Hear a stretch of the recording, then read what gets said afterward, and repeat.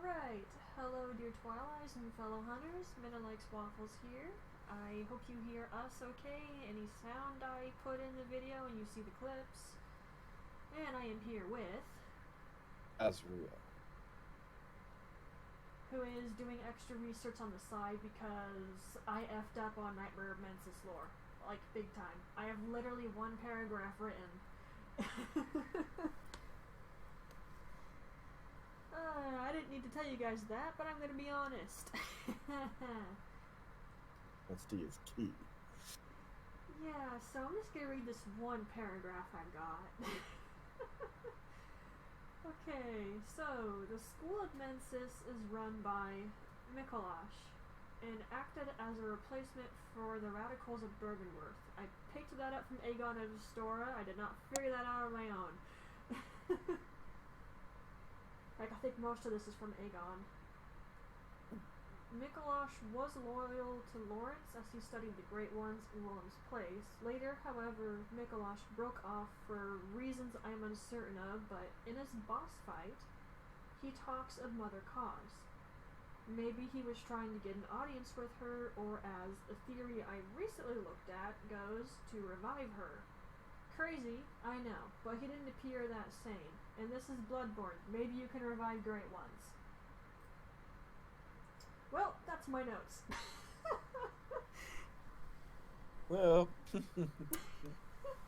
Luckily there's more to say about the effing area.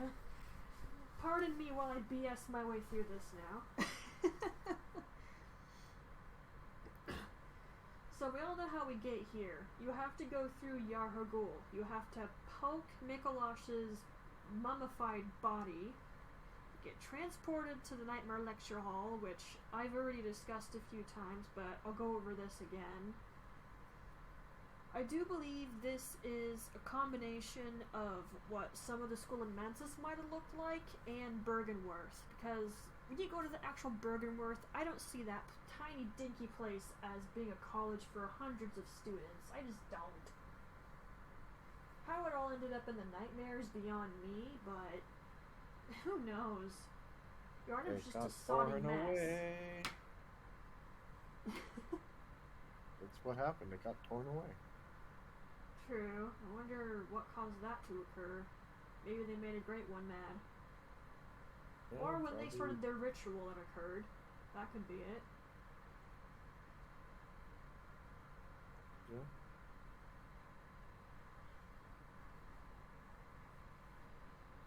Something happened with Lawrence. Yeah, I'm very iffy on the details with him. There's a lot of different crap. I'm gonna have to sort through it all before we even talk about that guy. Yeah, but I think it had something to do with Lawrence. And I think, what's his face? Mikolash was one of the people that went with Lawrence when he separated from the church. And they probably just, actually broke away. Like, just ripped into their...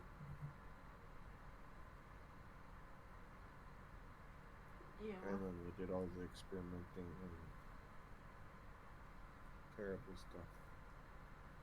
Yeah, Mikolash seems like he's sort of self-serving in a way. Like, he only has his own plans in mind. He doesn't really care about everybody else that much. For goodness sake, he put himself in one of those cage things and just let himself get sucked away. I call in question his sanity once more, but I'm also calling in question basically every organization in Yharnam sanity.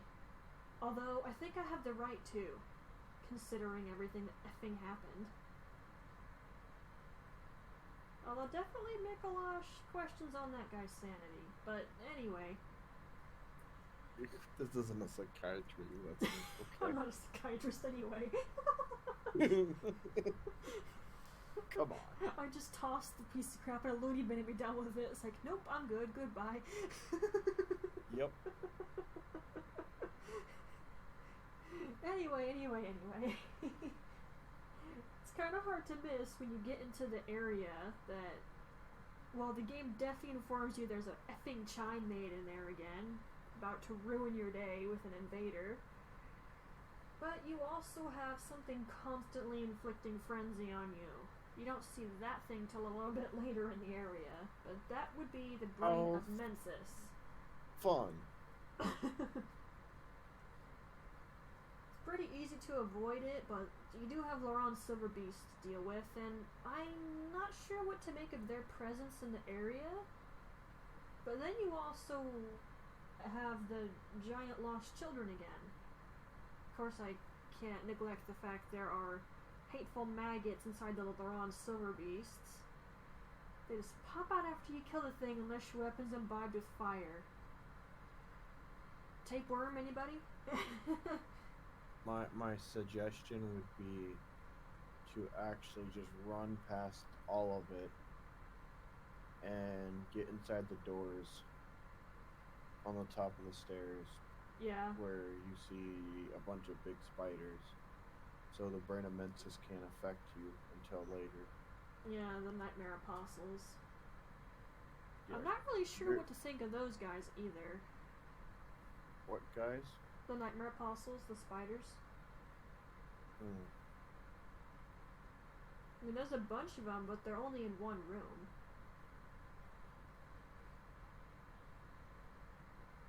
Although it can be noticed that there's these giant eyes all over the place, and some of them appear to have spider legs.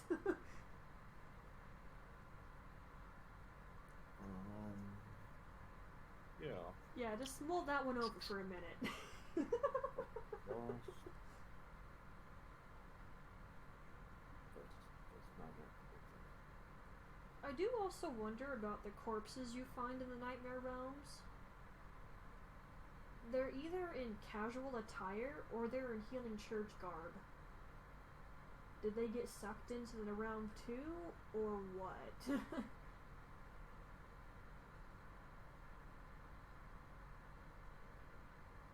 That one's just kind of always bothered me a smidge.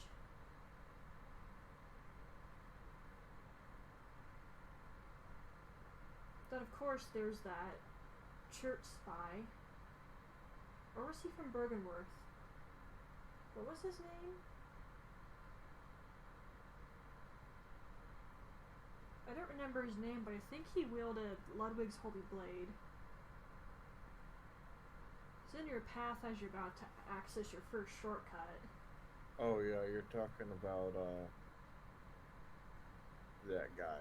Yeah, the guy with the Rosa Marina spray thing. I didn't have much of a too big a deal with him, but he wasn't fun either. But I'm pretty sure I've heard people refer to him as a spy. So it's clearly possible for other people to access Nightmare Realms, but do they get there the same way we do? That's the question. Actually, I wouldn't think so. I think the Hunter's Dream plays a part. I do have information on that guy. Yes. He's a member of the choir. Ah, yes. Okay. I couldn't remember where he came from. The choir and the members of Nightmare and Mensis were actually fighting with each other. They were? Oh, great. Yeah, so they didn't. One group wanted to, create a great one, and then another group just wanted to pray to a great one and use their blood. Which goes so well if you don't get in the contract. But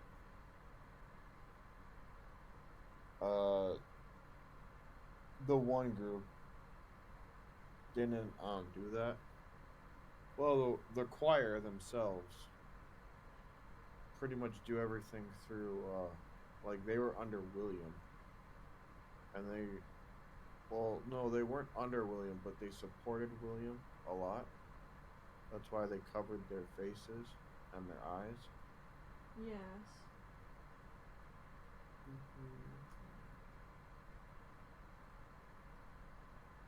Seems pretty spot on. Yeah, but I do know that they were at war with each other, and the choir member that you meet is a spy.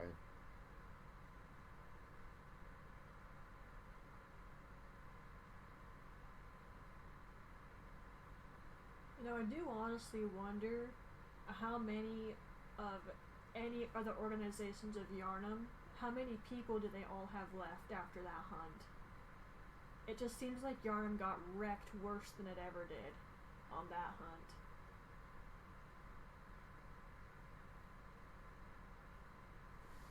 I mean, Mikolosh, for one, is dead, and he's been dead for a while. He was an effing mummy, for goodness sake.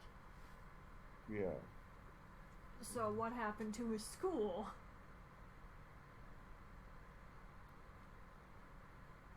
Does it just exist in the nightmare? Of which, if you think about it, you killed the host, and if you go all the way through to Murgo's wet nurse, you also kill the heart. So, arguably, I would think that the nightmare realm would probably disappear after you've done that.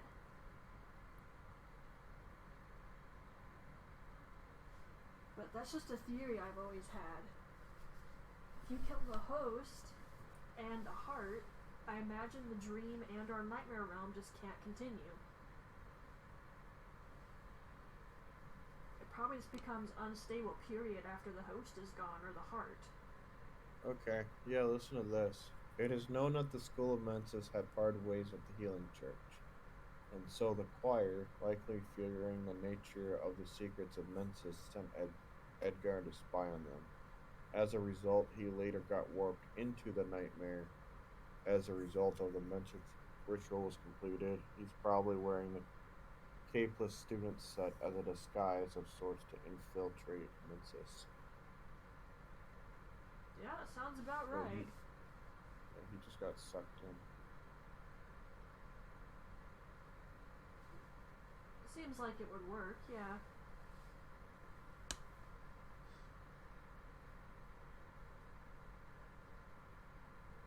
Suppose we could talk about the attendants now. There's Murgo's plane attendants, which they're not usually hostile, but they can be, and I don't recommend having a bunch of them around you when you're near a Murgo's Chief Attendant.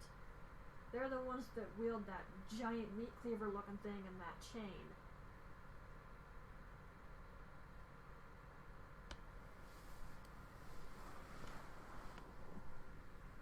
Heck, when I was playing it during my walkthrough, a bunch of the mini attendants tried to crab me when the big one was coming at me. Didn't appreciate that. Bloody little jerks are trying to cheat.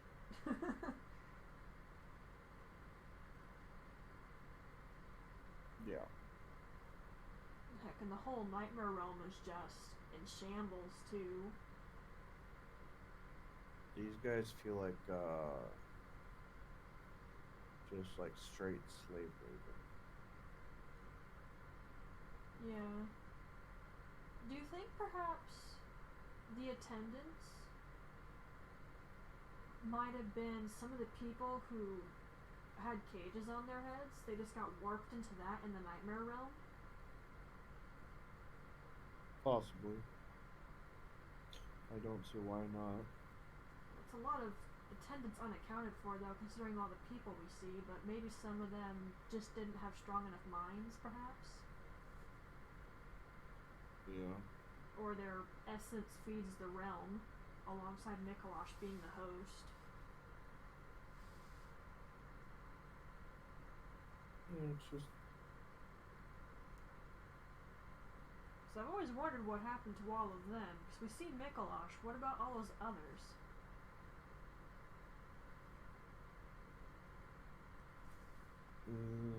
It's just an idea I got just now. Don't mind me if it sounds stupid.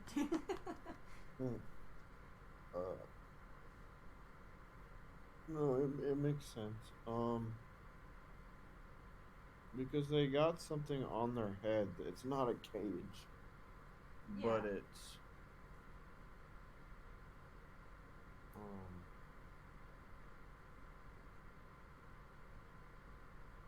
it's almost like an Iron Maiden, but for the head only. Don't think I've ever really noticed it that much. I'll have to take a look at it again. Yeah, I got a picture right here. It's essentially a metal helmet that covers the whole face, and it doesn't seem to have any eye holes on it.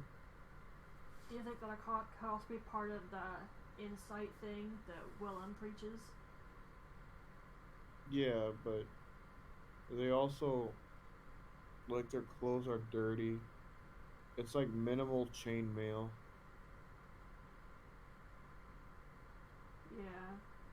They don't really look very defended. Yeah, so maybe that is the people who were on the chairs. They just got warped. Yeah. I mean, who knows how long they've been in the nightmare. They're essentially like your low-tier soldiers. They can definitely do an effective job if you're not careful when dealing with them. Yeah, they're not what I'm afraid of. I'm more worried about the winter lanterns.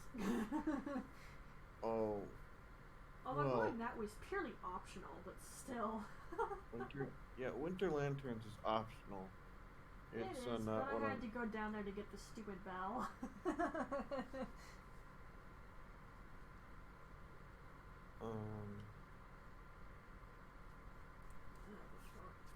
I was thinking though, as I was just right now thinking back to how the building looks in the nightmare, it seems like it could be a place of study considering all the books. What if the building was actually the school? At least a part of it was. And it just warped into the nightmare. I mean, think of the Hunter's Nightmare. I've heard people describe it as a badly remembered place. That's just how the Hunters remember the area, but it's not quite exact, and it's very corrupted and twisted. What if Mensis is the same way?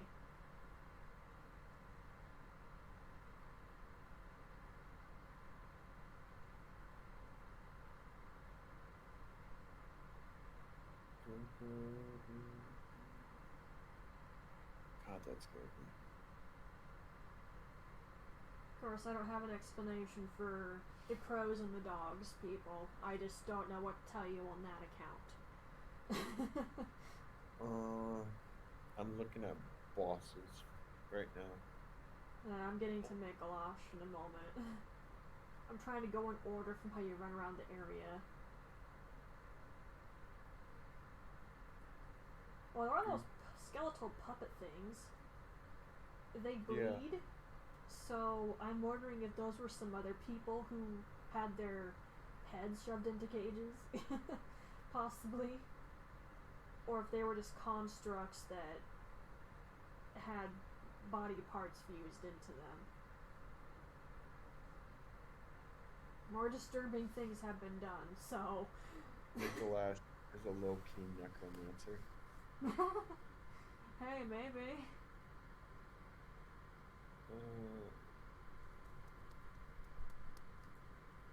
Yeah.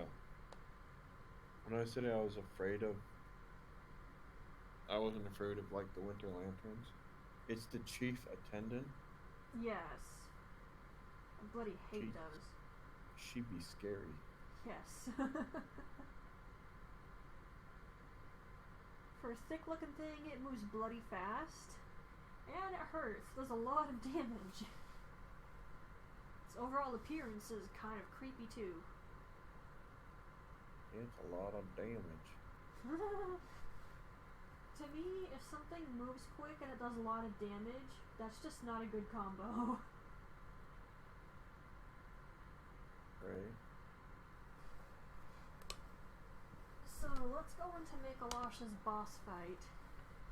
Whenever I help people with this, when I get summoned, I want to wring their bloody necks, because I don't think they know what they're doing, and if they have fought him before, I doubly want to wring their necks. You just want to get him to a point where he'll run into the side room And I need people chasing him around the huge square the whole time. It's like, what are you doing, you idiot? Do you not notice that he pauses when he gets to a certain spot?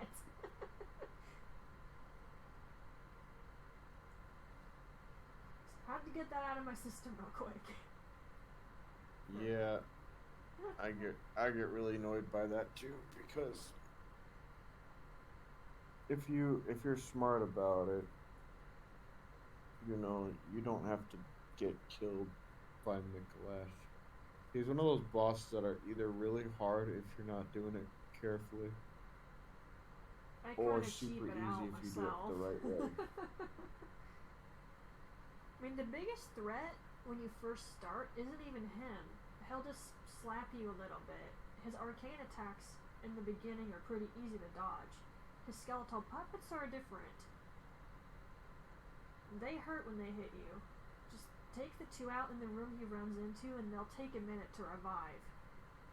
He only uses the Augur of Abriatus, which definitely shows his connection to the church. Yeah, I think I heard somewhere that, like the Nightmare of Mensis were actually part of the, like the choir. Yeah. And that's why they're kind of against each other now. Ah. Because they shouldn't have. Augur of Abrius is a right only given to the choir. I thought that was called Beyond. Maybe it's both? Yes. Because I know Yuri in Bergenworth, she was just snooping around. She used both arcane tools. Mm-hmm. Augur of Abrius makes a little more sense, though. Because you summon just a part of Abrius, and that's kind of what the choir was studying. Yes, especially since they actually had her there.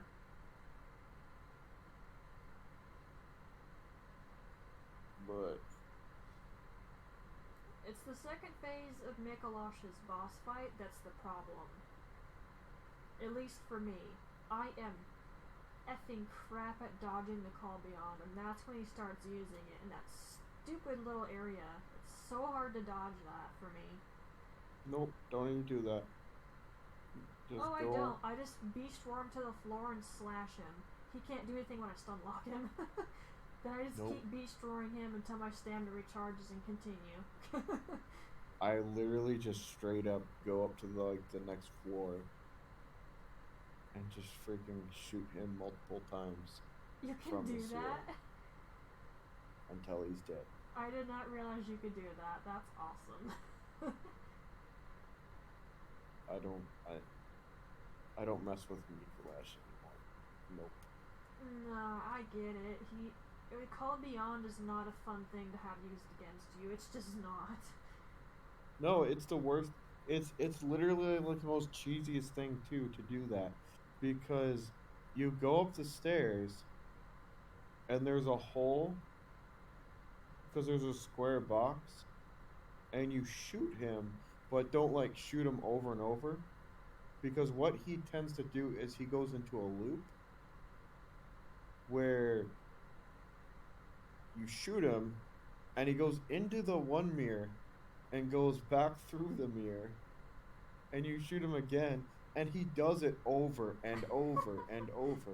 It's like so he's just stuck. He's losing health, as you're just like, the only health you're losing is when you inject yourself to get more bullets. Well, anyone wanted a good way to cheese him, there you go. Yeah, it's bad. People who struggle with that boss fight won't care. It's like, F this guy, cap, cap, cap, cap, cap, over and over and over and over again. I mean, my method works pretty well, but if you're a strength build, that's kind of tricky. I was building the Blades of Mercy. It's really not even tricky.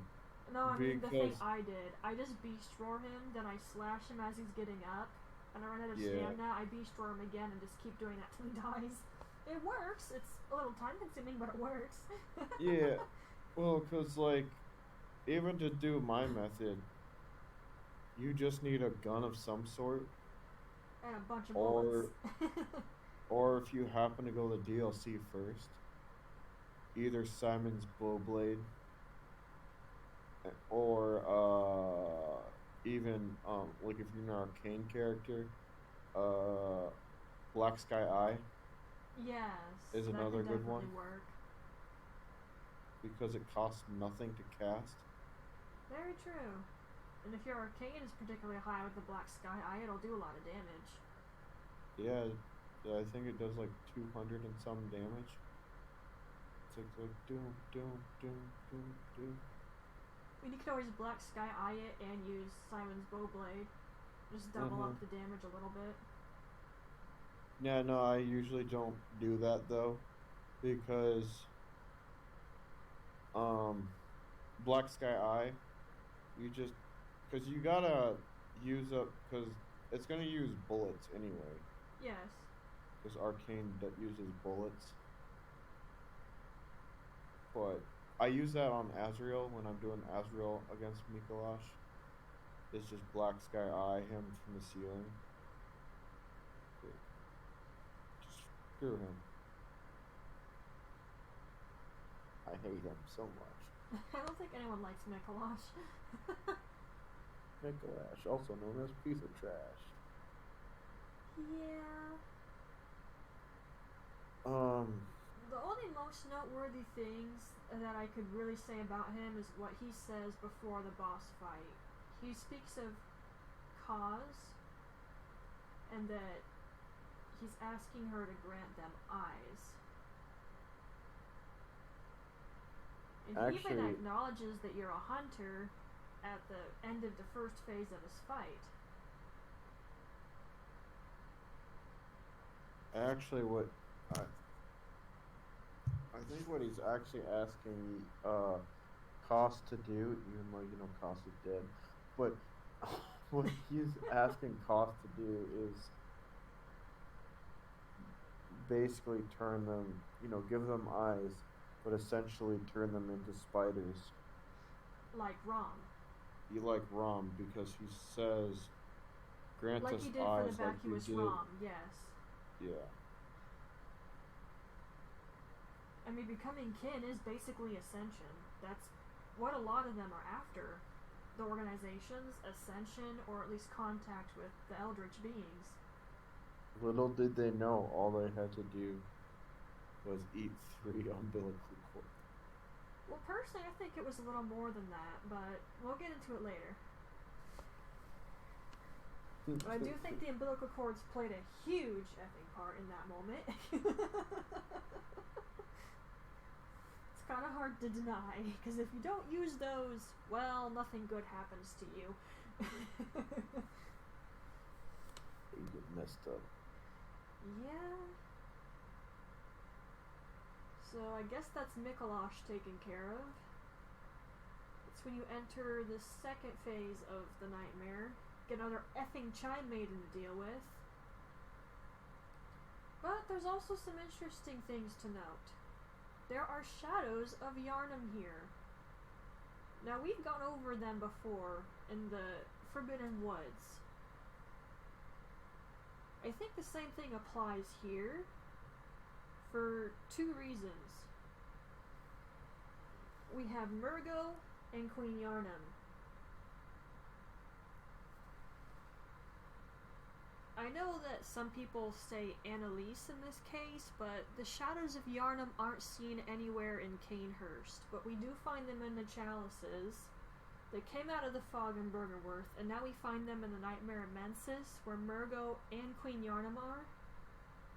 And it's basically like they're essentially guarding her, if not the baby itself.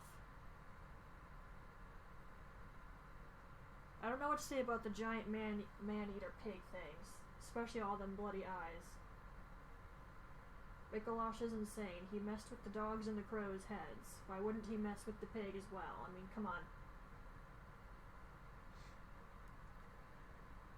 Yeah, those just man-eater boars in general are just like, oh my god. Yeah, but the spider eye thing or spider look-alike thing with the pigs, I don't know about that one. What was with all the extra eyes on those? I wouldn't even ask what he was thinking because I don't want to know what was running through his effing mind. Was there anything running through his mind? Nothing sane.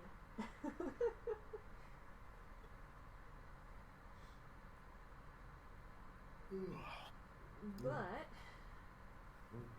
the main thing with the shadows, I do believe they're either there for protection of Murgo or Yharnam. Possibly both, but I'm leaning toward Murgo. And Queen Yharnam is not hostile to you at all. She just looks up at that tall pillar-like building thing. I'm not sure what that is exactly. And she's crying. You can see that there's blood on her dress, around her stomach, and she's been shackled. There's a lot of story behind that I'm not going to go into right now. We'll save that for effing later. That is not for this video. Probably should save that for the Chalice Dungeons. That one's going to be effing fun to research. I don't want to. I'm going to have to at some point go. Tune in 3 years from now. Oh gosh, I hope it doesn't take me that long. I'll just have to look up the relevant chalices, because some of them aren't important to the lore, I've noticed. Heck, I heard a guy point blank say that once, but focus me, focus.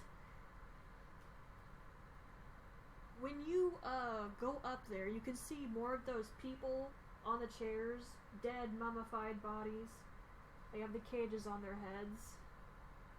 I think that's the first time you see any of them in the actual nightmare, though.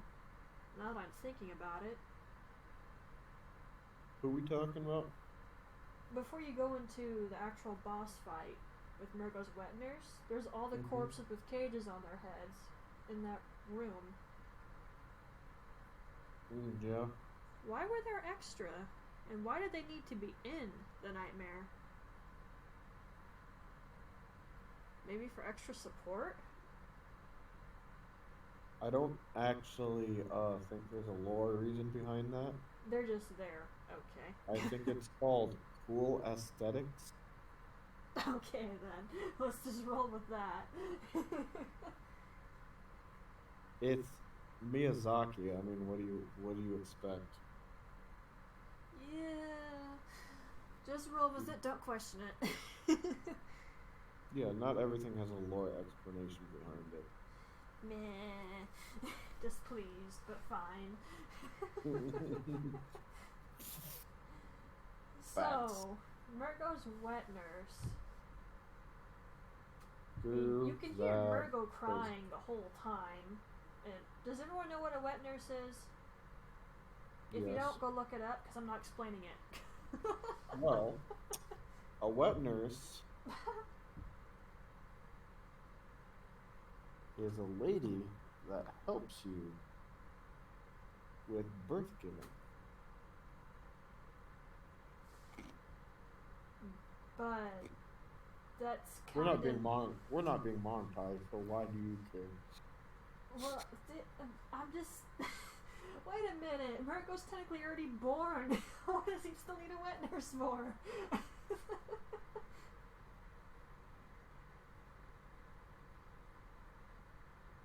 Because? I'm confused. I thought the wet nurse provided sustenance if the mother's not capable of it. Well, I don't know how that wet nurse is going to provide any substance whatsoever. Whatever. People look it up. I'm not sure now. Go look up what a wet nurse is. I'll do it for you. It's okay. Oh no, it perfectly falls in line.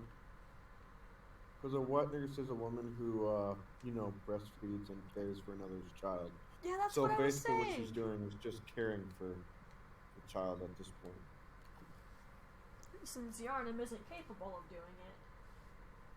Correct. I mean, she doesn't try to go up the tower herself. She just stares up at it and cries. And after you kill the wet nurse, which, by the way, it looks like the thing doesn't entirely have a corporeal. I said that wrong. Doesn't have a physical form very much. There's some proper form to the wet nurse, but it's not complete. And heck, you can't even see Murgo if the infant is even there at all. You can hear the crying now, so he must be there somewhere. Though it is a popular theory that Murgo is the child of Odin, since he's the formless Great One. Let me butt in right quick. Go ahead. That's not a popular theory. That is facts. Okay. And I do believe the wet nurse is, might be another child or whatever. That would make sense. Because she is also a formless Great One. Yeah, it would definitely make sense in that case. Unless Odin has a sibling. Yeah, but she doesn't have a body. Yeah, not really. I mean, there's some things that appear physical, but whether or not the wet nurse is just flinging things around at you, which it does look like that's what's happening. I mean, Odin be doing very suspicious stuff. No kidding. That's definitely one great one I'd love to see it is slaughtered. Oh, God. Yeah. But, after you've killed the wet nurse, Murgle will slowly calm down and then cease crying. And instead of the normal thing, prey slaughtered, you get nightmare slain. I don't remember if the wet nurse dropped anything important other than the umbilical cord, of course. But the main thing I wanted to mention was if you double back and go see Yharnam, she'll bow to you before disappearing. Now, I've heard mixed things about this, and I lean toward one in particular. One is that when you kill the wet nurse, Murgo dies too, but I'm not positive about that, because why would Yharnam be happy you just killed her baby? I mean, really. False. Yeah, that's what I thought. Nope. Because I'll tell you what's actually happening here. Do share. She bows down to you. Well, she bows because she's like, I will see you soon and mess you up. Because you're gonna go to those chalices, the 100% Bloodborne. Which I actually did before I ever knew the lore. I got my platinum trophy, son. But no, you gotta also remember that when you fight the wet nurse, it's in a dream. So when she disappears, it's kind of like she's released from the dream.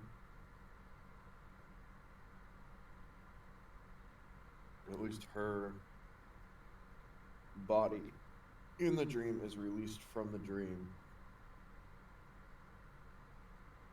Because everything,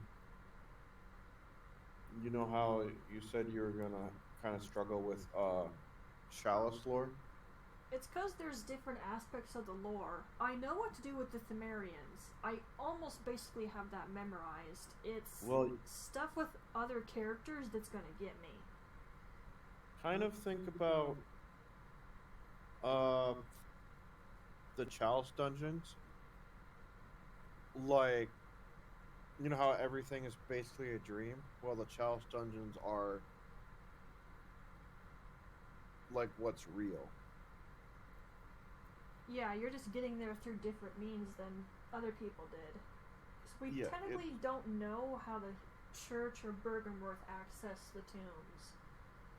I have a pretty good idea. Heck, I've got a theory of that too. I think I found the hatch in Bergenworth. It's just a theory, but...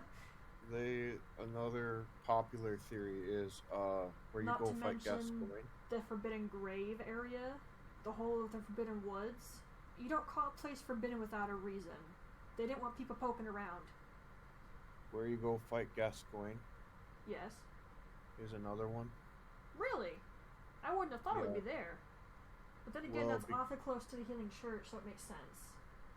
And because that stone is turned just slightly, you know, like it's not on solid ground. Stone? Which? That you fight him in, that arena. Yes. That center. It's not a statue, but that cement pillar. I mean the big thing that killed me one time? Yeah, well, that pillar in the center there is not straight up. It's tilted to the side. So, you know, there's hollow ground underneath it. That's definitely a plausible theory. And it does make sense considering how close that location is to the church. What was I talking about before? F. I was talking about Yharnam. Yes. Like I've already said, I don't agree with the first theory. Why would she be happy you kill her baby? I just do not agree with that one. The other one that I do agree with is that you get rid of the wet nurse, Murgo's free, and Yharnam's happy about that. I see that working a bit more. I mean, I don't think she found out access to Murgo. Yeah. I mean, it seemed like she was okay with the blood contract in the past. Things just went wrong.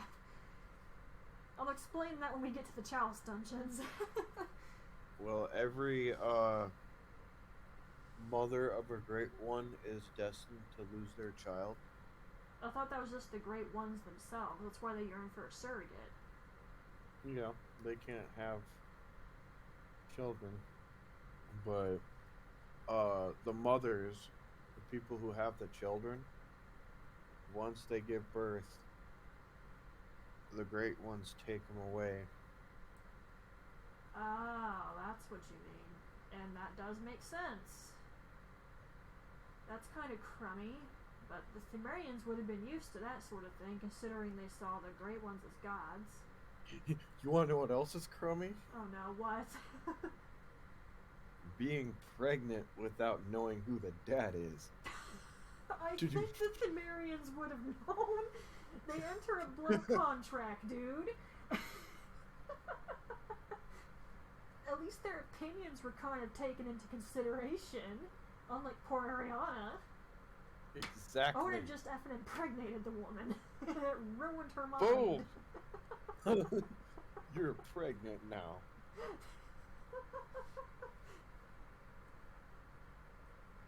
Oh gosh. There was something else that I wanted to say about the Nightmare of Mensis, but I just bloody effing forgot. This is almost as dark as freaking Warhammer lore. Oh, the effing brain. We can't forget about the brain. The brain of Mensis? Yeah, I kind of glossed over him. You guys can actually access that potentially before you get up to the final boss of the nightmare. You can't ignore it and just go up there, but I usually go after the brain first. Yeah, because your life is going to suck. Not really. You don't really go in its line of sight again unless you feel like it at that point. It can't reach you in the building. You can't... You in the building? Yeah, if you're walking around the building, the brain can't frenzy you to death. There's not really a reason to walk around outside. What I thought you were talking about is, you know, trying to go around, like, once after you beat Mikolash. Because you can actually open the cell door to get all those madman knowledge. Oh yes, I actually did that before going after the brain. I didn't realize that was its location until I opened the door. I was like, oh crap, I'm gonna go back this way. Mm-hmm. I only ever go through the other way. Real fast, or don't go through that door. Yeah, go through the door after you kill the brain. That's what I would suggest. Yeah, I mean... We won't lead you through how Actually, you get there. I can just show the clip of my own video. that door is pointless, It's kind of though. tricky, but you can get there. Door is completely pointless. Yes, it is. There's not really much of a reason to open it, honestly. Because You once just you pick get up all the that items Mad and then go. Yeah, then you just jump down, get the blood rock, and then you can just kind of walk through a hole in the wall and end up where Edgar was. Yep, and then you have easy access to the brain because it's in the room where all the attendants were. Yep. There's a new elevator there to access. Now, if you want to get the living string, you can just kill the brain. Don't worry about anything. Just kill it. It takes a lot of hits, though. However, if you want to get a moon rune, you're going to need to have gone to the Upper Cathedral Ward and picked up a gesture. That's the only way this is going to work. And you need I love how you're acting like the third moon rune is actually an option. No, you need that third moon rune. Come on. Technically, you don't have to get any of them, but it's more convenient if you do. You need that soul access. And I mean, I've heard people claim that Hemwick is purely optional as well. Yes, but it's not. You can survive without the runes, it's just not fun. No, you need the runes. That's... If anyone wants to do a challenge run, just ignore Hemwick. Yeah, if you don't want to have friends ever, avoid Hemwick.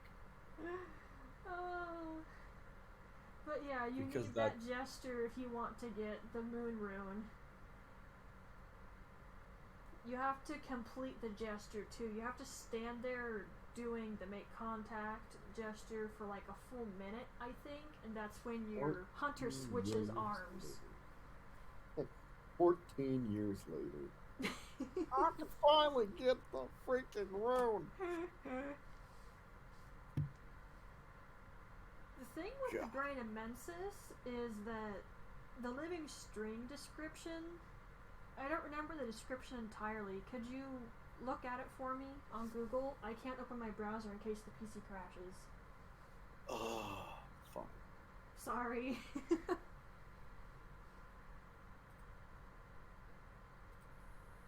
I even have any other lore written down at all? I should go look at that. I can at least access that much. I'm sorry. Did I say living sting? No, I did not. Typo.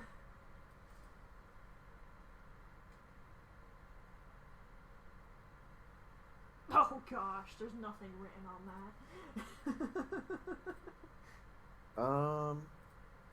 Special material used in a holy ritual. Child's ritual. The immense brain of Mensis retrieved from the nightmare was indeed lined with eyes on the inside, but they were of an evil sort, and the brain itself was terrible, rotten. But even still, it was a legitimate great one and left a relic. A living relic. At that, which is a precious thing. I kind of wonder about the Great One thing. Didn't it bleed red?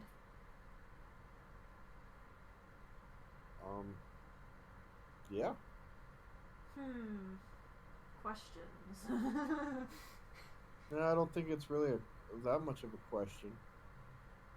I mean, if it bleeds red, it's not a great one, though. Is that actually what it says?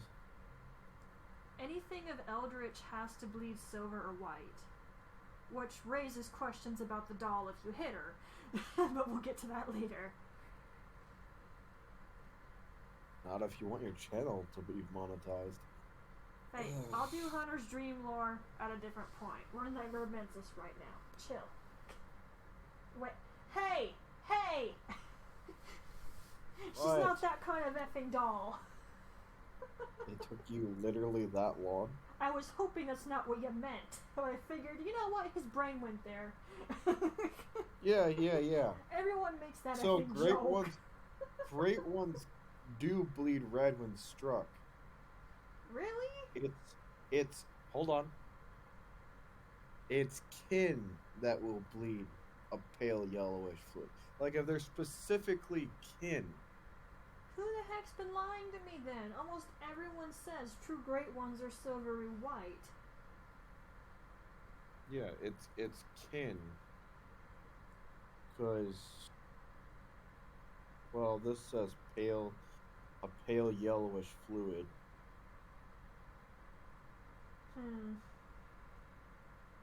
That raises questions with Amygdala again. Is he really false, or is he actually a proper great one? Maybe kin. Either way, the brain of Mensis didn't appear to be the best thing in the world for School of Mensis to keep around, but it had its uses, such as slowly killing people. Okay, so here's a good description for you. A great one is just something much greater than humans. Yes. And a kin is something that's related to the cosmos. Under those definitions, a breedis is kind of both, and something like cos or MP is even greater, which that means, but at the same time doesn't specifically mean connected to the cosmos. So they aren't kin. Ram is somewhere between humans and great ones, and also definitely kin. Celestial babies in the Upper Cathedral Ward aren't great ones, but they are kin. Amygdalas are great ones, but probably not as great as other great ones. Okay. Does it discuss the brain at all? Because that one confused me as well. So, yeah, that pretty much means that the brain of Menses is a great one because he's greater than the human race, but he's not a child of the cosmos. So there's a definite difference there. Yeah, so he's not kin. He's just He's just a dude that can chill with them, basically. great. He's just a great one. Alright. Yeah, I've never really seen the great ones as gods myself. People of Yharnam can do that if they want, though they've kind of been spoon-fed that by the Healing Church, so... They can't really help Eldritch it. Horror specifically kind of goes into things that are gods are just something that has tremendous power and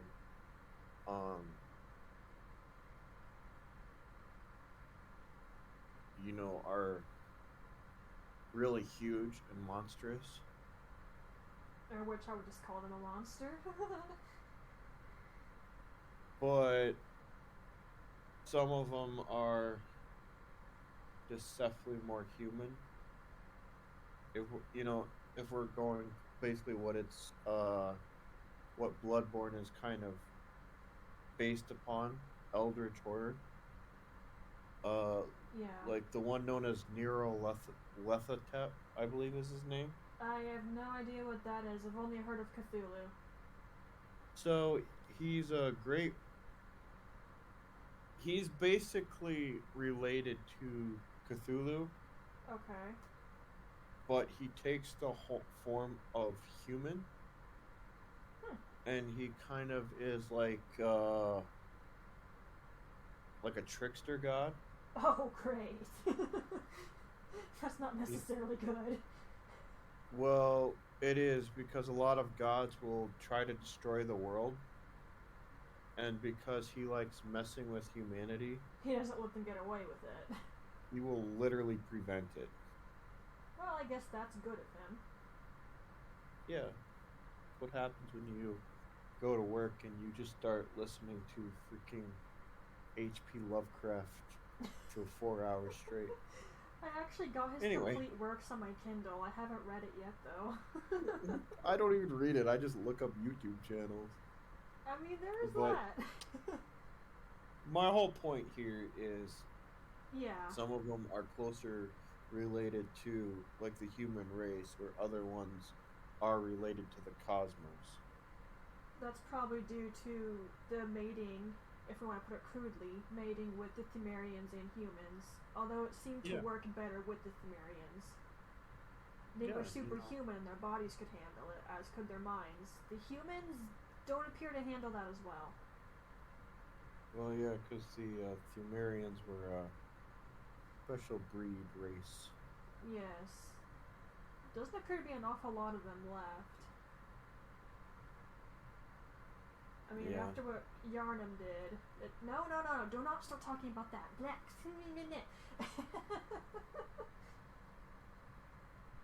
Oh gosh, this video is almost an hour long. I don't actually understand why you're upset, though. Because, I mean, you can still do a whole lore thing on Yharnam, but some of the stuff dealing with Yharnam that we're talking about does deal with like the actual True. brain of Mensis, because you see her at the bot or before Yes, the boss she battle. is there. That's very true. I can brush it a little bit. It's not that big of a deal. I mean, I already gave her a brief description too. Yeah, you're not going deep into Yharnam.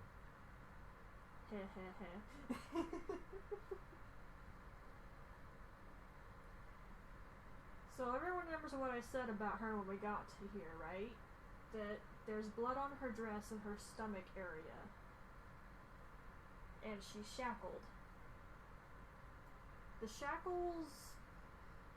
Well, let's put it simply. She did something she shouldn't have done and the elders locked her away. But she was pregnant with a Great One's child, Odin's. However, something went wrong. Now, I did not discover this myself. I was watching a lore video on YouTube. Who the F was it? Mitch? Was it Mitch? Maybe Aegon? I've watched a couple of different people. I can't keep track of them all. But Yharnam experienced a rare, very rare medical problem where the baby solidified and hardened like a rock in her womb, which ended up killing her and Murgo. I'm not sure what could have been done for them, but it's an actual thing that can occur and has to be handled with surgery in our days. But that is what happened to her.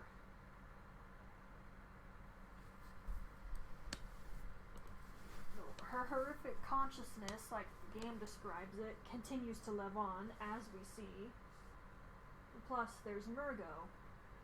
He, or she, I'm not sure, has clearly survived in, if anything, mind and spirit, just like Queen Yharnam has. Of which is why you can find them in the Nightmare of Mensis. Well, you see her, you can't really see Murgo, can you?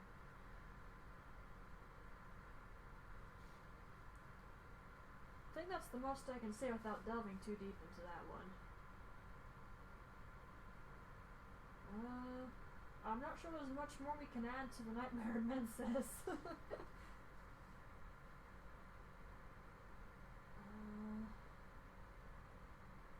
Yeah, I think we covered everything.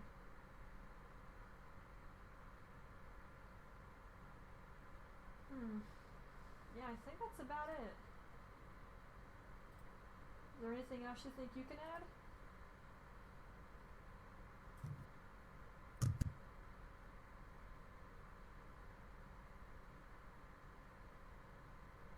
Very quiet over there. I had to take care of some stuff. Well, I went over the whole minor things with Queen Yharnam. I'm not sure what else we can add at this point.